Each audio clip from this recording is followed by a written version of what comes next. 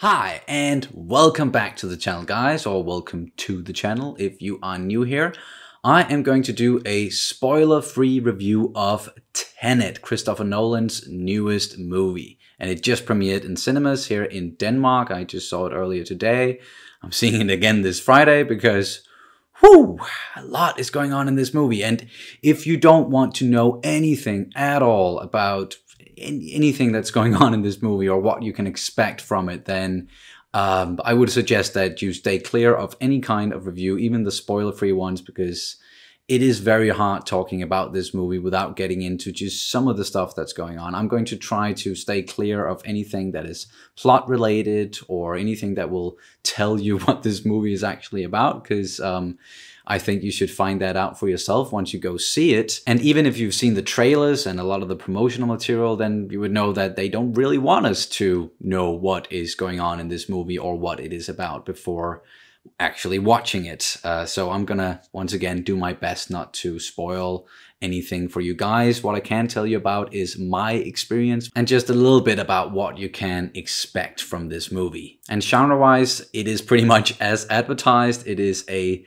spy thriller with some sci-fi elements, a lot of action and fast pacing. And it is very much a Christopher Nolan film, just from the way that it is shot, the pacing, as I just mentioned, the acting as well to some degree, I would say, and the music in particular from Hans Zimmer is very Nolan-esque. It does come off as a very serious movie, but they do sprinkle in some levity here and there, and even some comments about how everything that is going on is pretty abstract, so to say. Because a lot of what this film revolves around is time, but getting into that and that whole thing and everything that has to do with time in this movie's narrative, that would require me to get into the actual plot.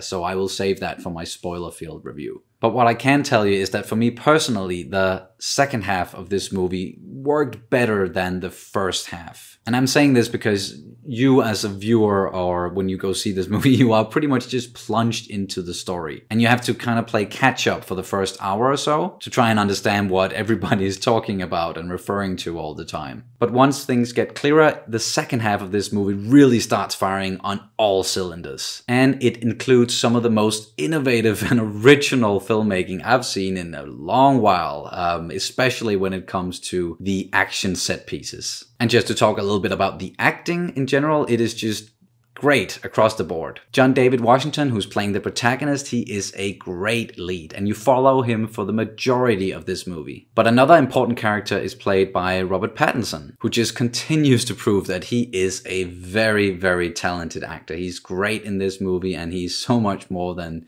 you know, the Twilight/Harry Potter guy. So now I'm looking even more forward to seeing him as Batman, if that is at all possible, to be more excited for that movie. But speaking of the actors, I actually read in an article somewhere that even they were kind of confused about what this movie was actually about. They read the script. Some of them, I think Robert Pattinson, he said something about he read the script, thought he had a clear vision, you know, and he thought that he knew what this movie was about. Then they started filming and going back and forth, and it kind of got confusing again. And it wasn't until they wrapped filming and I think way later, when he actually maybe even saw the movie, that everything became clear to him. So it is hard to follow at times, I would say, and you do need to pay attention a lot, especially in the first half, as I also mentioned at the start of this review. As you can probably hear, it is very hard talking about this movie without spoiling anything at all. But I really enjoyed it, and I'm looking forward to seeing it very soon again. And once I do, then I will do my spoiler-filled review. And that's definitely for the best, since this is the kind of movie that it needs to marinate, so to say, before I can really get into the nitty-gritties of everything. And I don't like saying that you have to watch this movie twice to really appreciate it.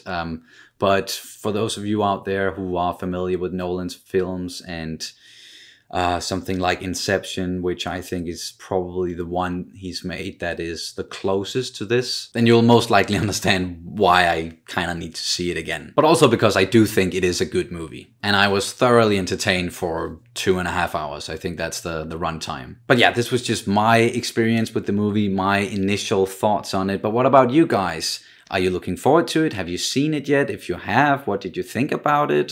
Sound off in the comments down below. Just remember to keep it spoiler free, keep it civil, be nice to each other, all that good stuff. And now there's not much else to say, but thank you guys so much for watching. Please remember to hit the like button, subscribe if you haven't already, and I will see you very soon. Bye.